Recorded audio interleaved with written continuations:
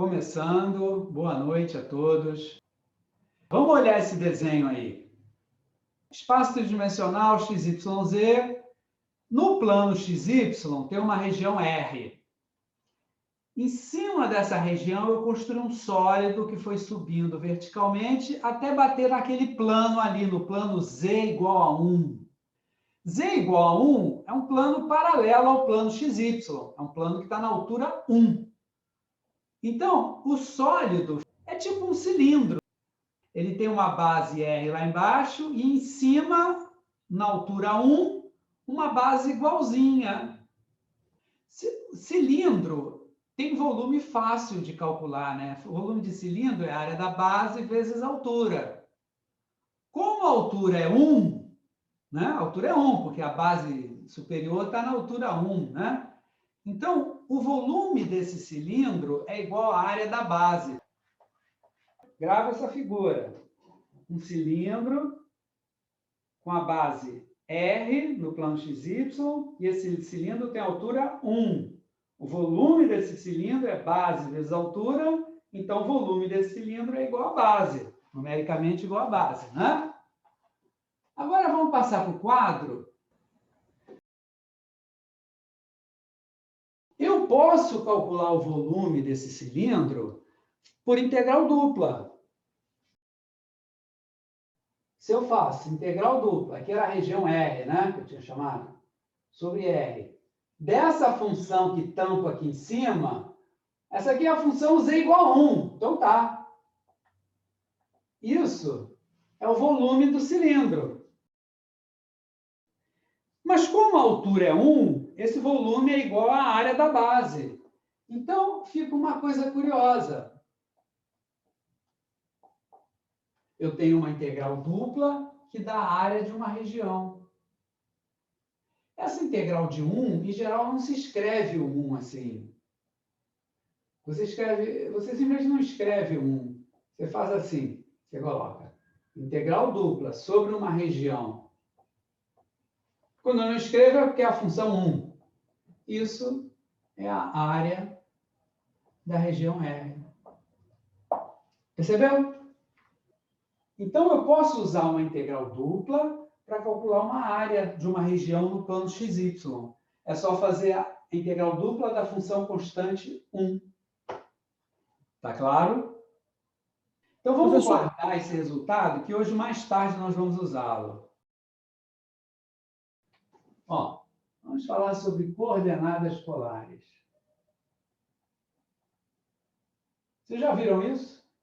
Cálculo 2, talvez? Acho que não, né? A gente está acostumado a trabalhar com coordenadas cartesianas, né? Mas existem outros sistemas de coordenadas. Coordenadas cartesianas não são as únicas que existem. Existem vários outros sistemas. Um sistema muito utilizado é o das coordenadas polares. Como é que funciona o negócio? É assim. Eu tenho um ponto que se chama o polo. E tem um semi-eixo, uma semi-reta, que é chamada de eixo polar. E aí, eu fixo isso aqui no plano. Da mesma maneira que nas coordenadas cartesianas eu ia lá em algum lugar, fixava os eixos, e aí tudo era referenciado com relação a esses eixos, aqui eu vou fixar esses dois elementos e tudo vai ser referenciado com relação a esses dois elementos. E como é que vai ser? Eu vou ter um ponto aqui qualquer. Ele vai ter coordenadas polares. Tem coordenadas cartesianas também, mas agora eu estou querendo as polares. Em geral, elas são representadas pelas letras R e θ. Isso não é obrigatório, mas é o mais comum, tá? Então, R é a distância a esse ponto. R. Esse ponto é fixo, foi escolhido antes de tudo. Esse eixo também. E θ, esse ângulo. Então, se eu fixei esse ponto e essa reta como referência, como referencial, na hora que eu dou esse valor e esse valor, o ponto está perfeitamente amarrado. é um ponto que está a uma distância r daqui do polo, e essa distância está formando um ângulo θ com o eixo polar. Tá? Essas são as coordenadas polares. Um detalhe aí, tem vários, né? Mas um primeiro detalhe é que essa distância, ela é, na verdade, uma distância orientada.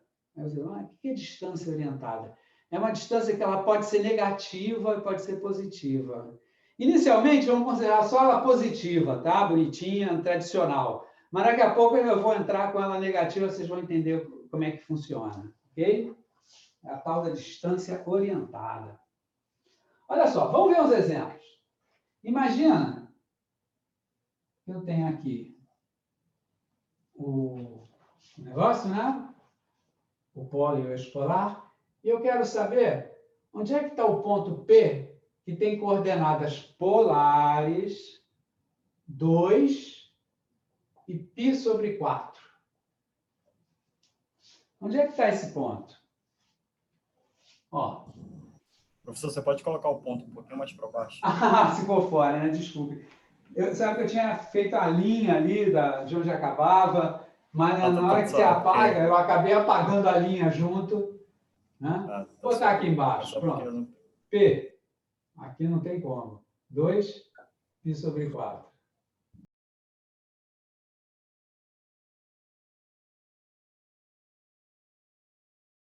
Vai fazer aqui um ângulo de 45 graus, π sobre 4, e vai ter uma distância, aqui vai ser uma distância 2. Então, o ponto vai estar aqui. Agora eu vou entrar com a tal da distância negativa. Existe essa possibilidade nas coordenadas polares. Teria um ponto Q com distância menos 2. Vou supor que é o mesmo ângulo, π sobre 4, tá? O que é a distância negativa? É simplesmente, em vez de andar para lá, eu ando em sentido contrário. Aqui seria o menos 2. Eu marco o mesmo ângulo. Se aqui é o 2, para cá é o menos 2. O ângulo continua o mesmo aqui. Eu só vou pegar o simétrico desse ponto com relação ao polo. Em vez de andar 2 unidades para lá, eu vou andar 2 unidades em sentido oposto.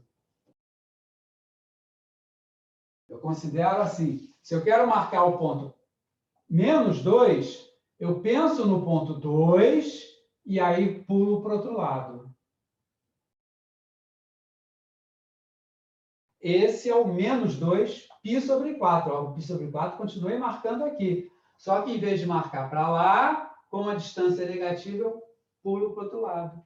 A melhor maneira de fazer esses pontos é primeiro fazer esse e depois pular para o outro lado do polo.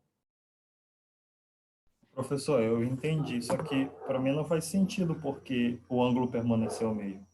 Sim. Porque se está do outro lado, ou você pega esse ângulo grandão aí, que vai do 180, passa aí pelo 180, ou você pega o ângulo inverso. Porque a referência não é o eixo polar. Não, calma. Mas eu entendi o seu raciocínio. Só... Olha só. Esse é o ponto 2, 4, tá? Ou 2 π sobre 4. Esquece esse aqui. Esse é o 2 π sobre 4. Se eu quiser marcar esse ponto, eu primeiro marco isso, aí depois pulo para cá. Pego o simétrico. Esse é o ponto menos 2 π sobre 4. Observa que eu não marquei um novo ângulo. Ó, aqui é o ponto. Eu pego o ponto. Primeiro eu faço o ponto 2 π sobre 4 e depois pego o simétrico dele com relação ao polo. Simétrico. Essa distância aqui é igual a essa. Aqui é 2 também. Só que eu pulo para o outro lado. Eu não vou pegar esse ângulo todo aqui. Professor, porque, se eu pegar esse ângulo todo, aí eu vou ter que considerar essa distância positiva. Calma, gente. Deixa eu marcar mais aqui que vocês vão entender. Calma. Olha só. Imagina o ponto P, 2, 5π sobre 4. Onde é que está esse ponto? 5π sobre 4 são 225 graus. É 180 mais 45. Olha só, então, esse ponto aqui, para eu marcar, eu vou marcar 225 graus, que é o 5π sobre 4. Uma vez marcado aqui, eu ando 2 unidades e está aqui o ponto P. Esse é o ponto 2, 5π sobre 4. 2, 5π sobre 4. Repara que esse ponto aqui é o mesmo que esse. Aqui também são 225 graus. Mas a maneira de marcar é diferente.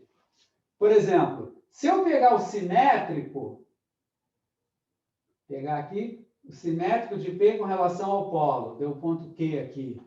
Esse seria o ponto menos 2, e a referência do ângulo é essa, 5π sobre 4.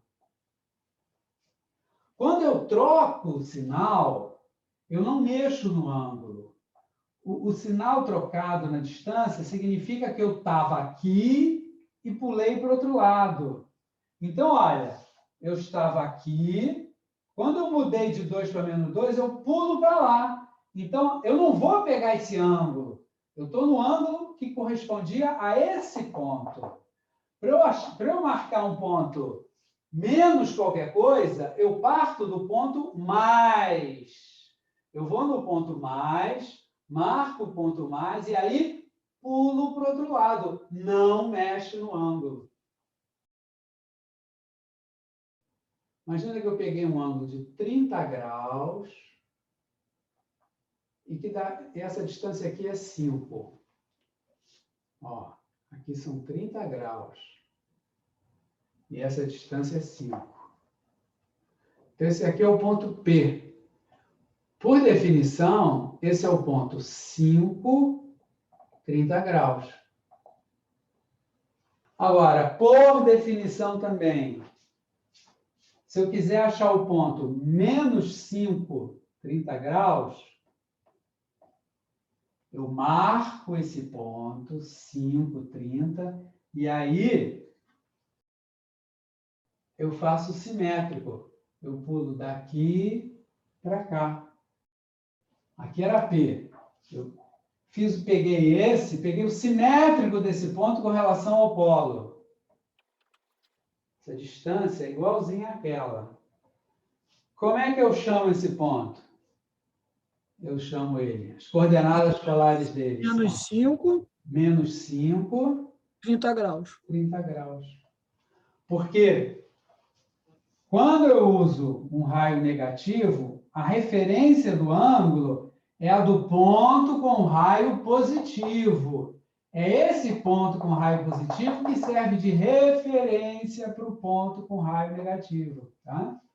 Não muda o ângulo, é o ângulo desse. Essa é a definição, é assim que a gente tem que trabalhar.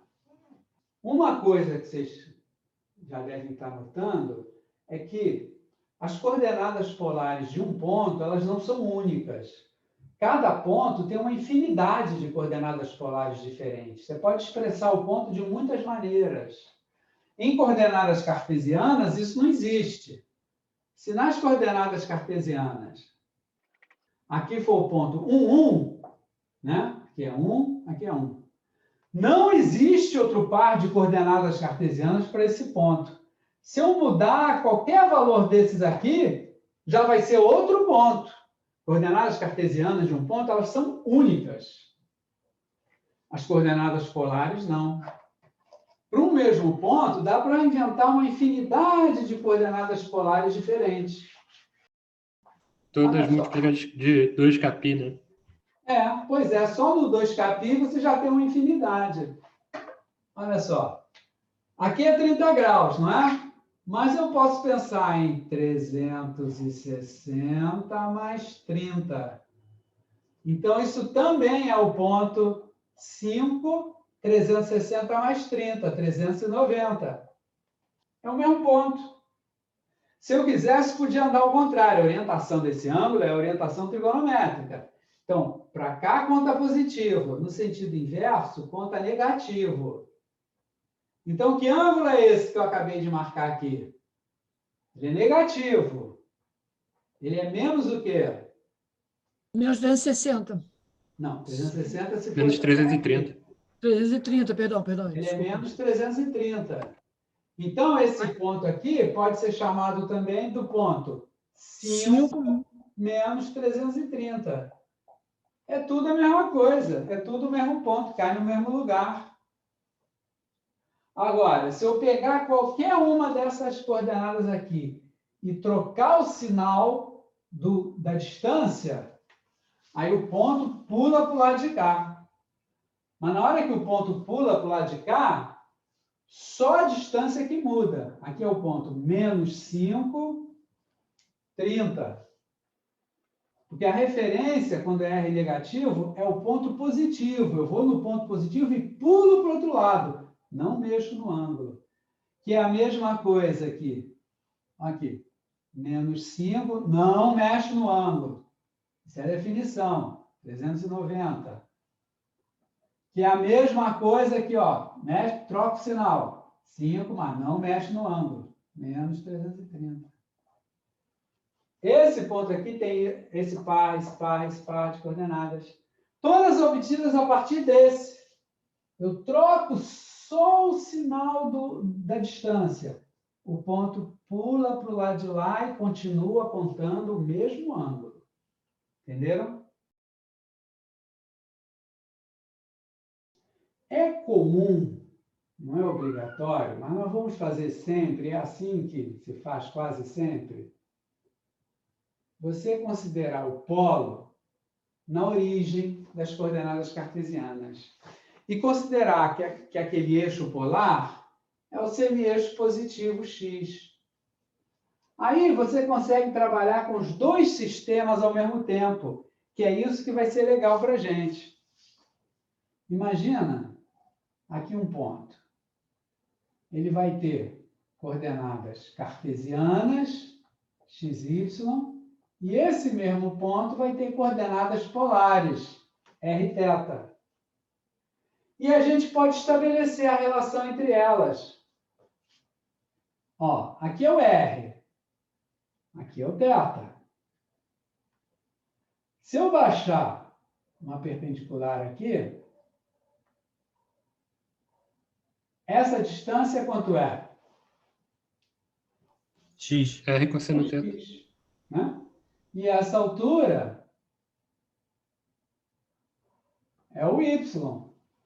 Então, olhando para esse triângulo retângulo aí, eu faço a relação entre polares e cartesianas. X igual a R cosseno θ. Lembra disso? No triângulo retângulo? X igual a R cosseno θ.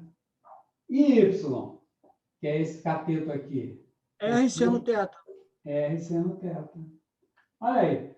Se eu tenho as coordenadas polares do ponto, eu automaticamente tenho as cartesianas. E posso também estabelecer uma relação. Quer dizer, se o polo está aqui na origem, se o eixo polar é o eixo X. Mas a gente vai trabalhar sempre assim, porque aí tem uma correlação fácil entre os dois sistemas. Ó, ainda posso dizer o seguinte. R2 é a hipotenusa desse triângulo retângulo. Então, é x2 mais y2.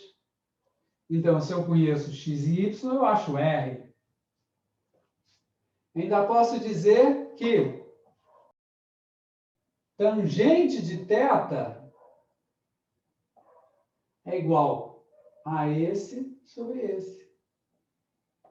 Y sobre x. E assim, essas relações são muito importantes, porque a gente vai trabalhar com os dois sistemas. E aí a gente consegue passar de um para o outro, do outro para um, com facilidade.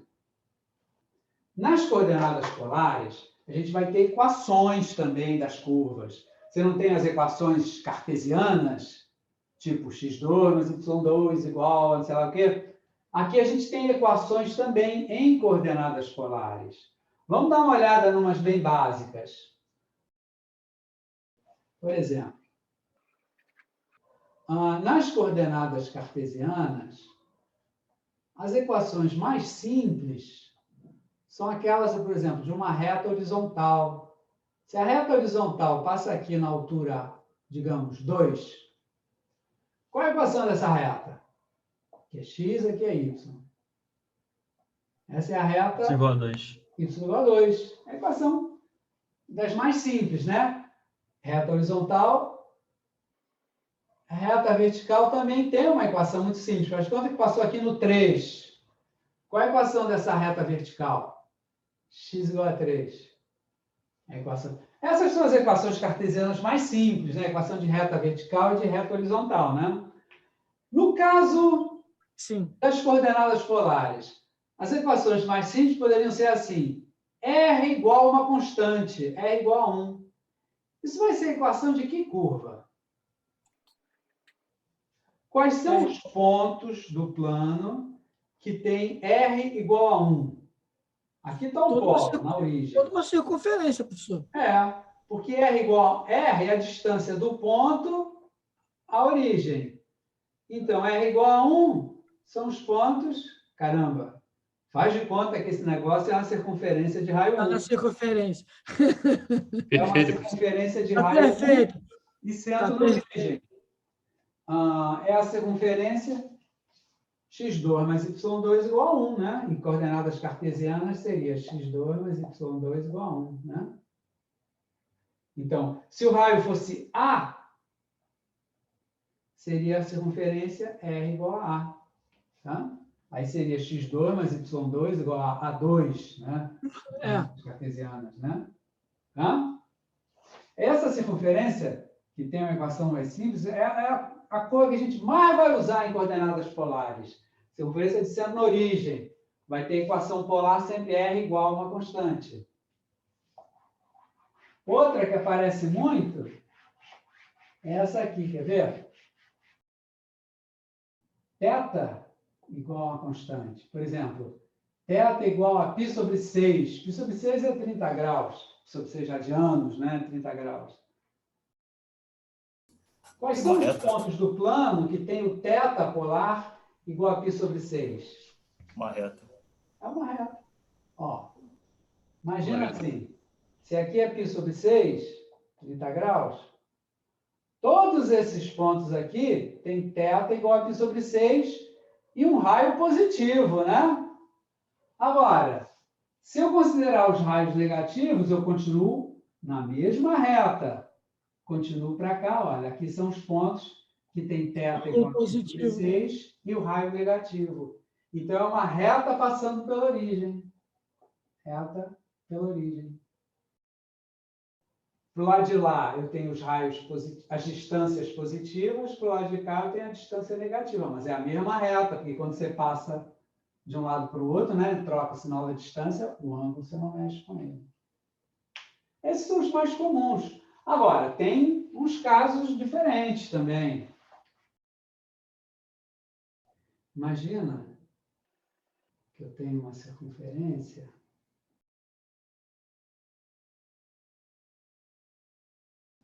Tá aí. Uma circunferência de raio A e centro aqui na altura A. Então, se ela tem raio A e tem o centro aqui na altura A, ela acaba passando aqui pela origem. Vocês sabem a equação cartesiana dessa circunferência? X² mais y menos A². Isso. Igual a A². Exatamente. Né? Porque, normalmente, é assim.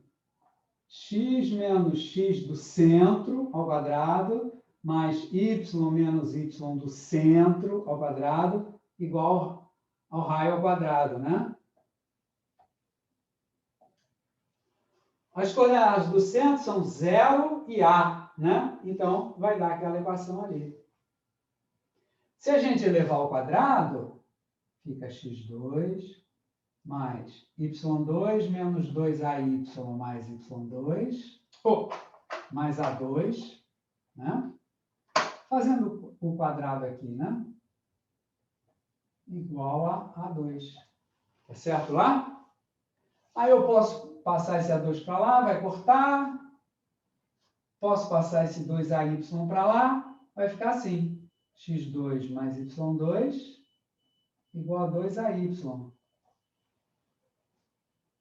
Agora, eu vou passar para coordenadas polares, para encontrar a equação polar dessa circunferência. A equação cartesiana é essa aqui. Agora eu quero a equação polar. X2 mais Y2 dá quanto em coordenadas polares? Lembra? Ainda há pouco eu escrevi aí. Isso aqui é a mesma coisa que R2. Y é a mesma coisa que R seno θ. Quando escrevi aquelas correspondências entre polares e cartesianas, a gente tinha R2 igual a X2 mais Y2. Y igual a R seno θ. E A é o próprio R. Oi? No exemplo, A é o próprio R. Sim. Mas cuidado. R aqui não é o raio da circunferência. R aqui é a coordenada polar de um ponto qualquer da circunferência. Tá? Assim como esse ponto pode ser um ponto XY, que vai dar essa equação, esse ponto eu posso pensar nele como Rθ. Aí a equação fica assim. Se eu cortar o R de um lado e de outro, eu fico com R igual a 2A seno θ. Olha a equação polar daquela circunferência. Eu tenho a equação cartesiana, x2 mais y menos a ao quadrado igual a 2, né? E tenho a equação polar. Aqui na equação polar, se eu for variando o valor de θ, eu vou encontrando o correspondente θ de cada ponto. Assim, ó, por exemplo, aqui tem um θ. Digamos que esse θ vale 40 graus. Se eu botar esse θ aqui, eu vou achar o correspondente R. Vai ser 2A seno de 40 graus. E assim por diante. Se eu chegar aqui, digamos que aqui corresponde a um θ igual a 80 graus. Esse R daqui, o R desse ponto, né? Todo ponto é um Rθ. O R desse ponto vai ser 2A seno de 80. Está vendo lá? Olha aqui. Para esse ponto aqui, o raio dele a gente sabe qual é 2A, né? Repara que o ângulo aqui é 90 graus, não é? Para esse ponto. O θ, né? Se pensar nesse ponto como um ponto Rθ, o θ dele é 90 graus.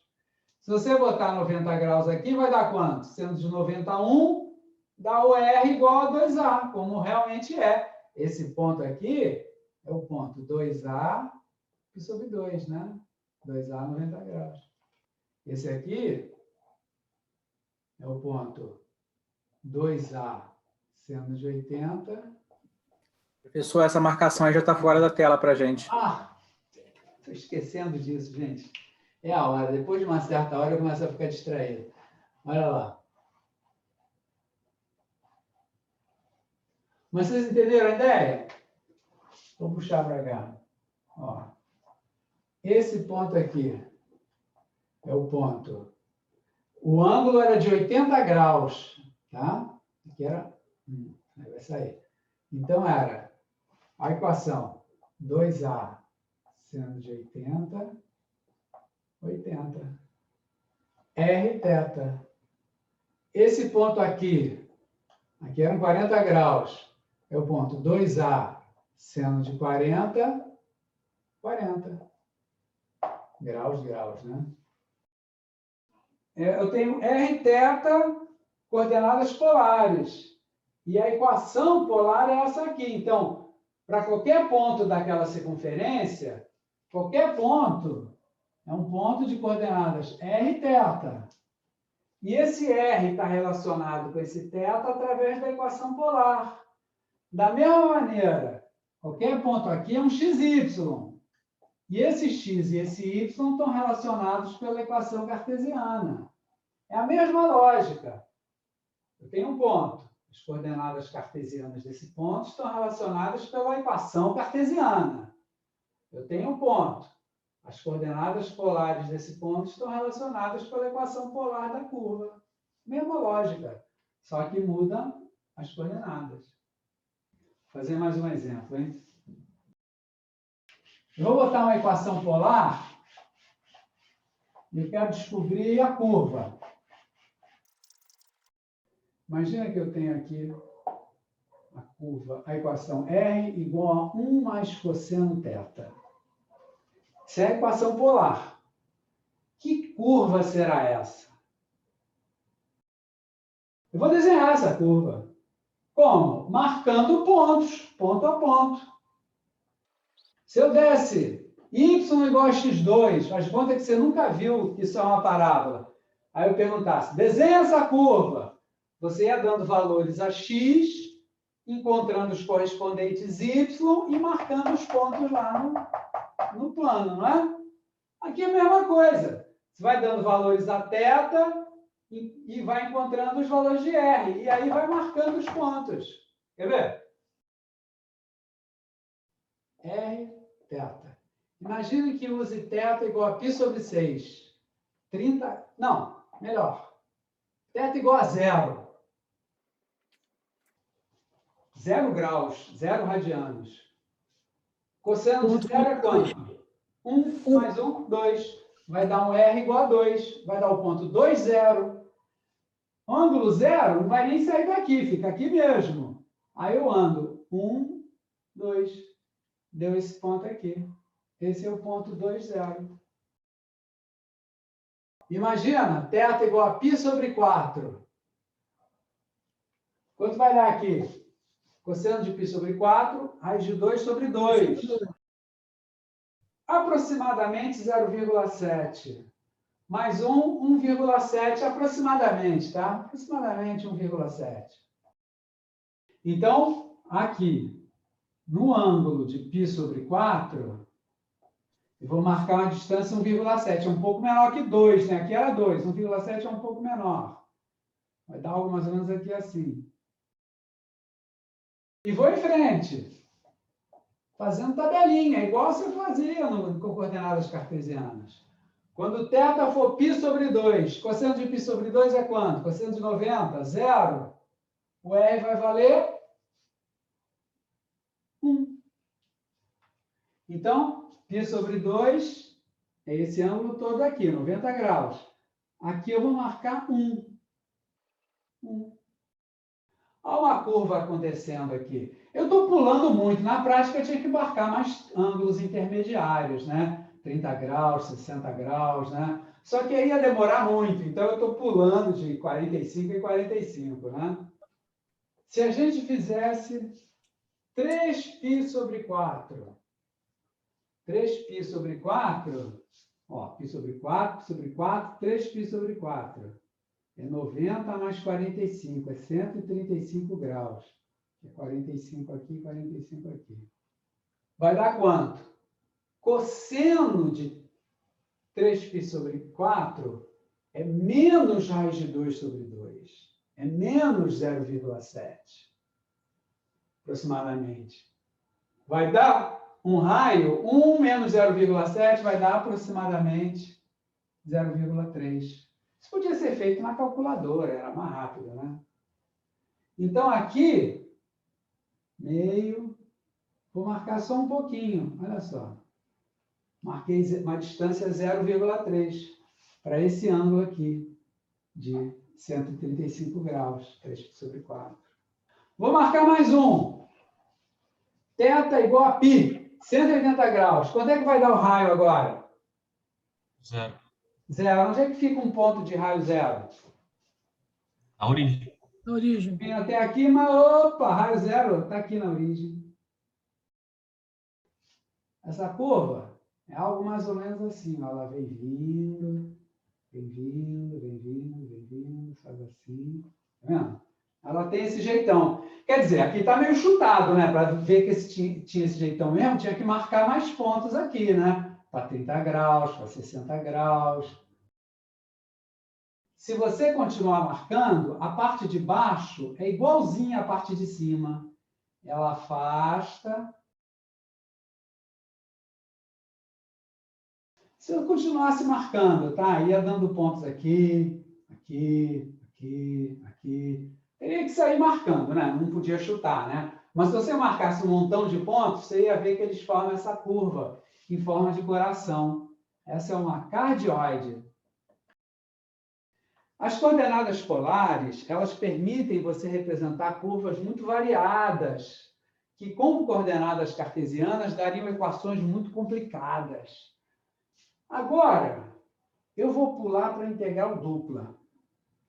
A gente estava calculando a integral dupla em coordenadas cartesianas, mas a integral dupla pode ser calculada também em coordenadas polares, e vai quebrar o maior galho para quando você tiver regiões assim, que funcionam bem em coordenadas polares, mas cuja equação cartesiana é esquisitérrima. Se você procurar a equação cartesiana disso aqui, transformando isso aqui para cartesianas, dá uma equação complicadíssima, quer ver? Eu poderia multiplicar os dois membros por R. Aí ia ficar com R2 igual a R mais R cosseno θ. R2 é x2 mais y2. R poderia ser mais ou menos raiz de x2 mais y2. E R cosseno θ é x. Naquelas relações que eu tinha, aquelas relações, você tem que saber de cor, hein? Aquelas relações que eu escrevi aqui, entre xy e rθ. Olha a equação esquisitíssima que aparece, tá vendo? Então, é muito melhor, no caso desses, trabalhar em coordenadas polares. Há muitos casos assim. Na integral dupla, então, mesmo regiões simples, acaba sendo muito mais vantajoso você trabalhar em polares. Como é que ficaria uma integral dupla em coordenadas polares? Nós vamos usar a integral dupla em coordenadas polares em regiões que seja vantajoso descrevê-las em coordenadas polares. Por exemplo, imagina uma região assim, entre duas curvas e duas retas. Olha essa região aqui, D. Se eu tiver a equação polar dessas curvas, essa região fica fácil de descrever em coordenadas polares. Imagina que aqui seja R igual a uma função de θ. E que essa outra é o mesmo estilo, R igual a uma g de θ. Tá? Pode ser que as equações cartesianas dessas curvas sejam muito complicadas e não me interessa trabalhar com elas. Às vezes são até simples, mas é vantagem trabalhar com as polares. Aqui é uma reta que passa pela origem. Então, aqui é θ igual a um valor fixo, digamos. θ1. Aqui é outra reta passando pela origem. Deixa eu abaixar. É θ igual a θ2. Então, essa região D aí pode ser descrita assim. D é a região onde θ está entre θ1 e θ2, e o R está entre F de θ e G de θ. Essa é uma maneira de descrever a região B. E aí tem uma propriedade, um teorema, que a gente vai discutir esse teorema na próxima aula, mas eu vou antecipar aqui como é que fica para coordenadas polares. Seria assim: se eu quiser calcular a integral dupla sobre essa região de uma função aí, h, digamos, h de xy, eu estou imaginando que eu tinha uma coisa em coordenadas cartesianas, eu tinha uma integral de uma função dada em coordenadas cartesianas. Aí eu penso assim, pô, dependendo dessas curvas, dependendo dessa região, trabalhar em coordenadas cartesianas pode ser muito complicado. Então, pode ser vantajoso levar para coordenadas polares. Aí, se a região é descrita dessa forma, o nosso teorema, que a gente ainda vai discutir um pouquinho lá na frente, ele vai dizer o seguinte: a integral iterada para calcular essa integral dupla vai ser dada da seguinte maneira. Θ variando de θ1 a θ2. Integral iterada em coordenadas polares. Eu estou passando das cartesianas para polares. O raio vai de f de θ até g de θ. A função era h de xy. Onde tiver x na função, eu coloco r cosseno θ. Onde tiver y, eu coloco r seno θ. Vou lá na expressão da função, onde tiver x, eu coloco isso, que é x em coordenadas polares. Onde tiver y, eu coloco isso, que é y em coordenadas polares. Essas são aquelas duas relaçõezinhas que a gente tinha escrito ainda há pouco. E o dA? Aí tem um teorema. Esse dA, quando você passa para coordenadas polares, ele fica assim. R dr dθ. Estranho, né? Se fossem coordenadas cartesianas, não tinha nada aqui, era só dx, dy, dy, dx. Mas quando você sai das cartesianas e vai para outro sistema, costuma aparecer aqui um fator de proporcionalidade. No caso das coordenadas polares, é R. Próxima aula a gente vai discutir de onde sai esse fator, a gente vai conversar um pouquinho sobre isso, tá? Mas agora vamos ver o caso das polares especificamente. Depois a gente vai ver, inclusive, podendo usar em outros sistemas de coordenadas. Tá? Essa é a propriedade para coordenadas polares. Eu vou colocar um exemplo aqui para a gente fazer, um exemplo fácil, e vocês vão ver que simplifica bastante.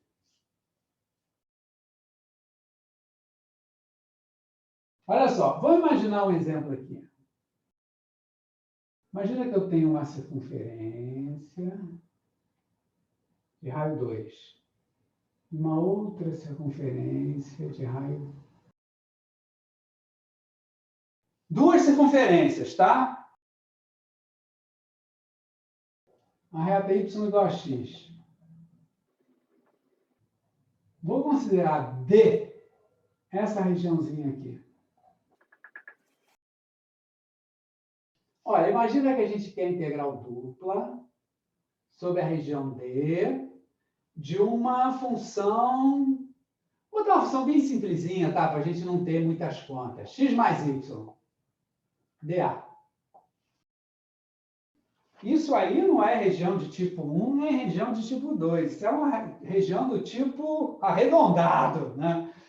Você pode dividir em pedaços e acabar encontrando regiões do tipo 2, regiões do tipo 1. Só que as curvas são circunferências para integral. Circunferências são complicadas de trabalhar em coordenadas cartesianas, porque dão equações com raiz, né? Por exemplo, y vai de raiz. Essa aqui seria y igual a raiz de 1 menos x2.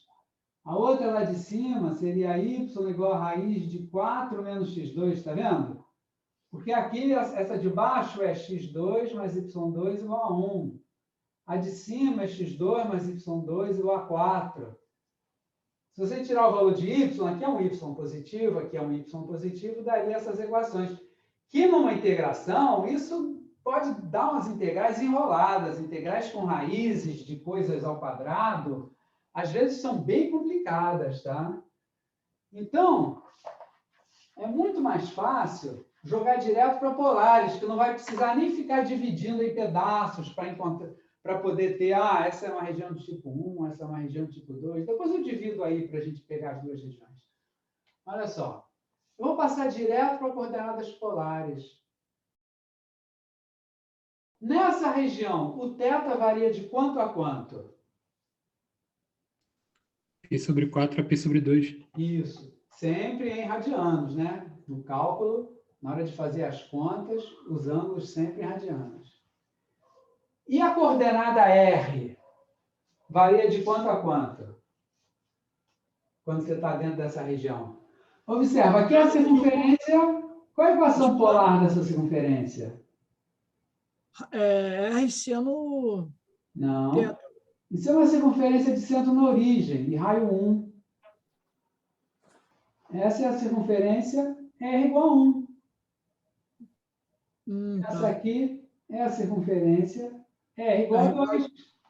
Porque os pontos dessa curva são os pontos que têm o R igual a 2. Os pontos dessa curva são os pontos que têm o R igual a 1.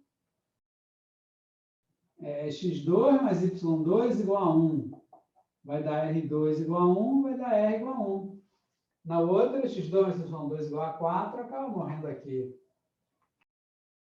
Então, R varia de R igual a 1 na circunferência menor até R igual a 1, 2 na circunferência externa. Ó, x, lembra? X igual a R cosseno θ. Y é R seno θ. dA, quando muda para as polares, ele é R, dr, dθ. Tá aí. Ficou uma integral super fácil. Agora você resolve normal. Essas são as iteradas. É uma integral iterada normal. Para integrar dr, vai ter que multiplicar aqui, né? Vamos fazer.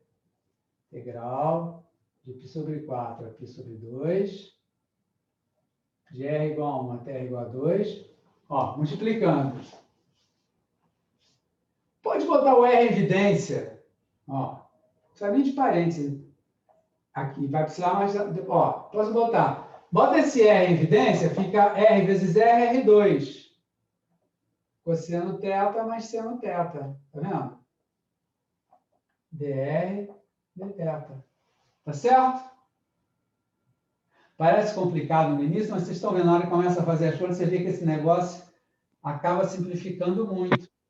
Ó, na integral dr, na variável r, a outra variável θ é considerada uma constante, né? Assim, era assim no x e y, é assim com qualquer integral iterada. Rθ, uv, c cedilha, j, qualquer que sejam as letras, qualquer que seja o nome da variável, se é uma integral iterada, e é o que acontece aqui, então é aquela regra. Na hora de integrar com relação a R, a outra variável é considerada constante.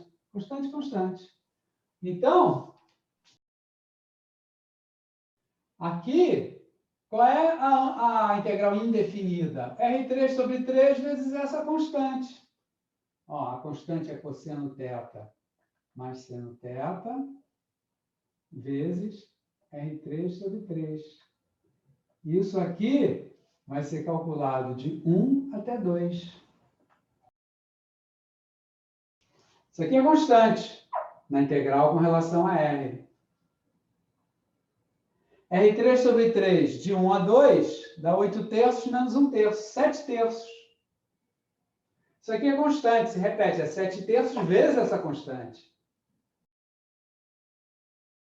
Integral de π sobre 4 a π sobre 2, de 7 terços, peraí, deixa eu botar, vezes aquilo, ó, 7 terços vezes cosseno θ mais seno θ, dθ.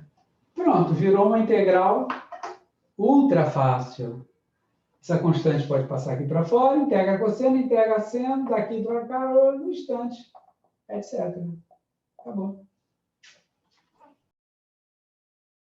Ó, isso fazendo em polares.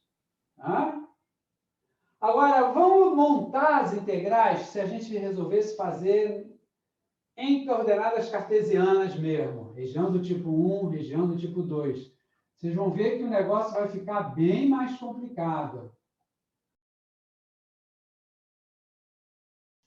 Como é que eu faço aí? Tem aquela história, região tipo 1, região tipo 2. Eu posso pensar, vamos pensar como região do tipo 1. Região do tipo 1 é um negócio assim. X entre A e B e Y entre duas curvas. Y igual a f de x, Y igual a g de x. Seria aquela do cálculo 1 que tem a curva de cima menos a curva de baixo, mas na verdade eu quero a área intermediária entre eles. Não, aqui eu estou fazendo integral dupla. Parece com aquela coisa do cálculo 1, né? Mas aqui é integral dupla. É como resolver a integral dupla numa região desse tipo aqui, região tipo 1, aula da semana passada. Isso é região do tipo 1. Você vê que eu posso dividir aquele D e fazer duas regiões do tipo 1? Onde é que eu vou dividir? Vou dividir ali, naquela retinha, naquele segmento vermelho. Digamos, vou chamar esse pedaço de cá de D1, esse pedaço de cá de D2, tá? Olha lá. D1, D2. Então, a região originalmente sobre D vai ser dividida em duas integrais. Integral sobre D1 de x mais y dA, mais a integral sobre D2 de x mais y dA. Você vê que logo de saída já começou a dar trabalho, né? Porque era uma integral, já virou duas. Agora, como é que é a D1? Região do tipo 1. Tem que achar esse x aqui. Quanto vale esse x aqui? Porque é x de A até B, então é x de 0 até esse valor. Quanto é esse valor? Repara. Aqui é 1, aqui é 45 graus, né? Porque a reta y igual a x.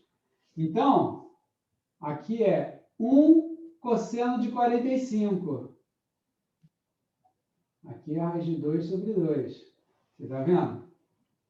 Esse x ali é a raiz de 2 sobre 2. Porque aqui é 1 e aqui é um ângulo, a reta y igual a x faz 45 graus. Então, se eu projetar para cá, nesse triângulo retângulo, aqui é 1 cosseno de 45, raiz de 2 sobre 2. Olha lá. Então, D1, vamos colocar D1. X de A até B, x de 0 até a raiz de 2 sobre 2. Está vendo lá? Y, da curva de baixo até a curva de cima. A curva de baixo é uma circunferência de centro na origem, raio 1. É x2, aqui não sai. É x2 mais y2 igual a 1. Então, y, vou tirar o valor de y, é raiz de 1 menos x2. E lá em cima, y é raiz de 4 menos x2. Olha os limites de integração de D1. X mais y, dy dx. Né? Porque aqui é variação de y, então é dy. E dx, variação de x. Isso é a D1. Melhor desistir e abraçar as coordenadas polares mesmo. Tá vendo? Olha a pontarada que vai sair daí, né? Agora, não acabou, tem que ir para D2. D2 é desse ponto até esse outro. Quanto é o x ali? Isso tudo aqui é 2. Eu projeto para cá. É 2 cosseno de 45. Então, olha só. Aqui, onde começa o D2, é raiz de 2 sobre 2. Aqui, é 2 vezes cosseno de 45. É 2 vezes raiz de 2 sobre 2. É raiz de 2.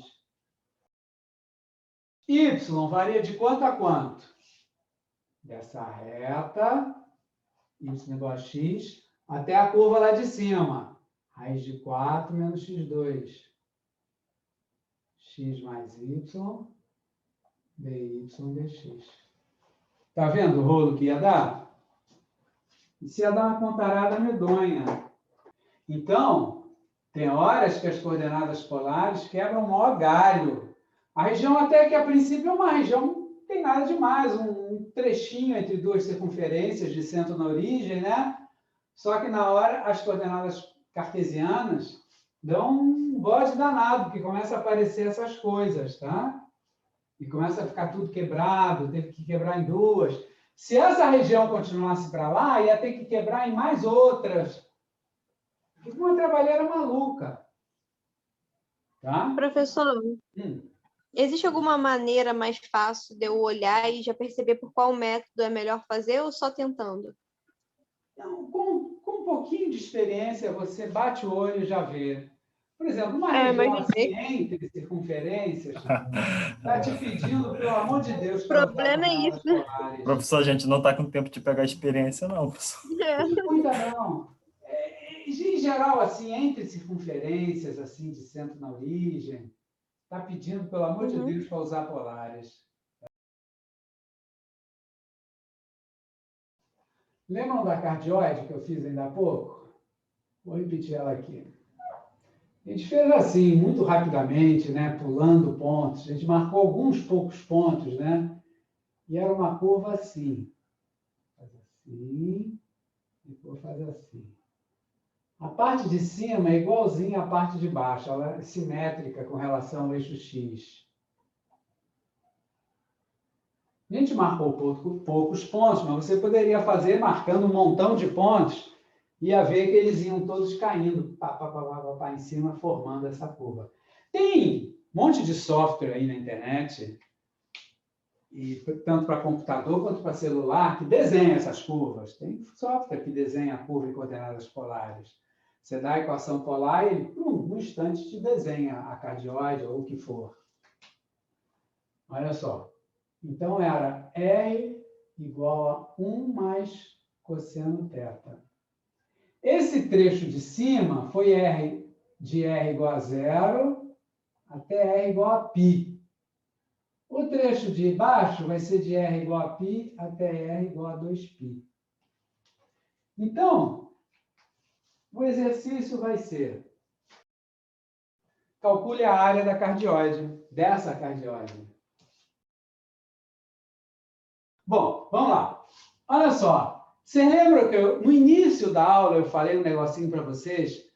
Por meio de uma integral dupla, a gente consegue achar uma área de uma região situada no plano XY.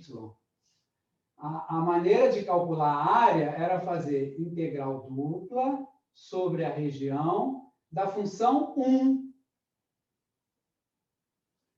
Porque aí seria o volume de um cilindro de altura 1. Se o cilindro tem altura 1, o volume dele é igual à área da base, porque volume de cilindro é base vezes altura. A altura é 1, volume é igual à base. R aí, no caso, seria a nossa cardioide aqui do desenho. R. Olha só. Então, vamos descrever. Vamos passar para coordenadas polares. O θ varia de 0 até π e depois de π até 2π. A parte de cima e a parte de baixo são iguaizinhas. Se você quiser, pode calcular só metade e multiplicar por 2.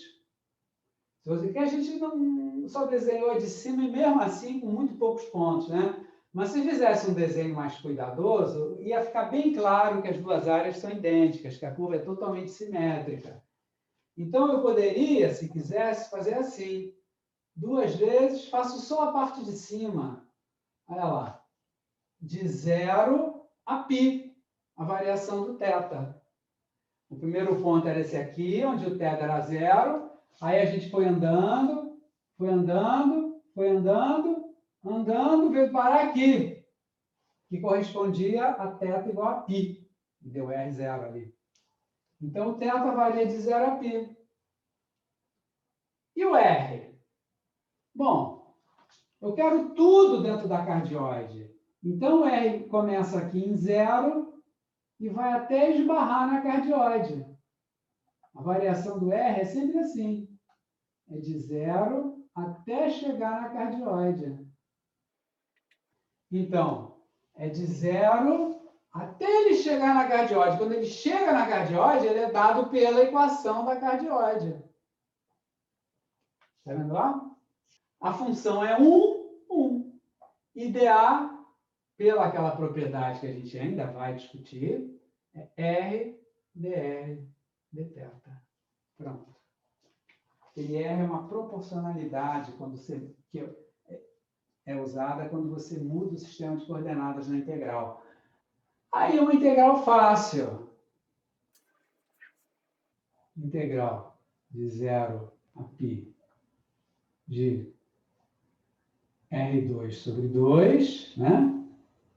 De 0 a 1 mais cosseno θ, dθ. Aí eu não vou fazer agora não, né? Para a gente poder discutir mais um exemplo ainda hoje. Porque essa integral é a integral do cálculo 1, né? É só fazer aqui, vai ficar R2, vai ficar o quadrado dessa soma, né? Vai aparecer um cosseno ao quadrado, mas é uma integral fácil, não tem... Eu deixaria essa integral aqui, recomendaria que vocês fizessem. Façam em casa essa integral, tá? Para vocês. Porque ela mexe um pouco com o cosseno quadrado, com cosseno. É bom relembrar como é que é a integral de cosseno ao quadrado, essas coisas aí. É bom relembrar porque aparece bastante aqui, tá? Tudo bem? Tá ótimo. Então, vamos aproveitar o tempinho que a gente tem, fazer mais um exemplo, só assim, só montar a integral, tá? Sem se preocupar em fazer as contas. Vamos só ficar montando a integral, assim, enquanto a gente tiver tempo. Pelo menos uma a gente faz. Digamos que aqui é 1, aqui é 2. Então, aqui é menos 2, aqui é menos 1. Tem uma circunferência para cima e uma circunferência para baixo. A de cima é raio 2, tem raio 2, a de baixo tem raio 1. Digamos que a gente queira calcular... É aquilo que eu falei para vocês. Com essas circunferências aí, isso aí está pedindo, pelo amor de Deus, para você usar coordenadas polares. Se você entrar com coordenadas cartesianas aí, você vai sofrer. Porque vai começar a aparecer aquelas raízes e vai dar um melê aí que não quero nem ver. Tá? Então, olha só. Mas mesmo em coordenadas polares, a parte de cima é diferente da parte de baixo, né? Na parte de cima, bom, vamos dividir, né? Vamos ter uma integral em R1, que vai ser a parte de cima, mais uma integral em R2, que seria a parte de baixo. Tá? A parte R1 é a de cima, a parte R2 é o semicírculo de baixo. R1... Em R1, θ vai de 0 até π. E o Rzinho das coordenadas polares? Ó, aqui na origem, o Rzinho vale 0. Ele vai de 0 até a circunferência. Vai de 0 até a circunferência. Vai de 0 até a circunferência. Idem, idem, idem. A variação do raio é essa. É de 0 até a circunferência. Quanto o raiozinho das polares vale na circunferência? Nessa circunferência, o raiozinho das polares vale? 2. 2. Então, fica uma integral. Olha que maravilha. Se você fosse trabalhar em cartesianas, Deus do céu, ia ficar uns radicais aqui, ia ficar uma loucura. Ó, XY. Tem que lembrar. Ô, professor, essa função XY você arbitrou, né? Sim, foi a função dada no problema. Ah, tá. Não, achei que fosse a função aí que determina esse... Não. Isso é uma função dada. Eu quero integrar dessa função, podia ser de outra. Beleza. Valeu. Então, olha lá, você vai passar XY para coordenadas polares. Tem que gravar isso. X é R cosseno θ. Aqui nem precisa de parênteses, que é tudo multiplicado, né? Mas só para frisar bem, aqui é R sendo θ o Y. E o dA vira R, dr, dθ. Pronto. Está aí. A primeira. A segunda. Na segunda, o θ vai de quanto até quanto? Π é 2π. De π até 2π. E o raio vai de quanto a quanto? 0 a 1. De 0 a 1. Ele varia assim, ó. Daqui para cá, daqui para cá, daqui para lá. Vai de 0 até 1. Ó, mesmo integrando, né? R vezes R, R3, cosseno θ seno θ, dr, dθ. Pronto, está aí. Acabou. A integral de R é facílima, ó. Integrar R3 de 0 a 1. Essa integral aqui também é fácil. Só fazer U igual a seno θ, du igual a cosseno θ, dθ. E num instante acabou. Esse R cubo aí é porque você tem um R do X, um R do Y e o R do porquê polar, né? Isso aqui é a variável X. É isso? Não, já me achei. Já. Essa é a Não, é variável isso mesmo. Y, e isso Sim, tudo e aqui vem do dA. Tá ótimo. Ok? É assim. O senhor poderia explicar de novo, por favor, por que na segunda integral os primeiros limites de integração é de π até 2π? Eu não Sim. entendi o porquê até 2π. Olha só. Olha os pontos aqui. Para esses pontos, o ângulo começa em π. Para um ponto como esse aqui, o ângulo é esse todo. Para um ponto como esse aqui, o ângulo é esse todo. Quer ver? Eu vou fazer o desenho só desse. Entendi, professor, Entendeu? entendi. Tá bom. Obrigado. Ô, professor, agora eu também tenho uma dúvida. É porque os semicírculos, eles não... Mas se fosse um círculo só... não, mas nem faz sentido isso que eu vou perguntar, não. Vale. Não? Então tá. É muito bom quando a gente fala em voz alta.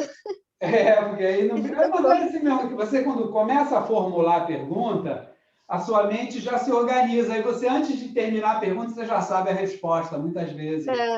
Não, e o bom de ser remoto também é isso, porque ninguém vê minha é cara. Quando você Se fosse na sala de aula, eu não perguntaria. A tua mente já vai se organizando. Aí Exatamente. você já vai... Daqui a pouco você já sacou, antes do outro responder, você já sabe a resposta. Boa noite, então, para vocês. Até quarta-feira.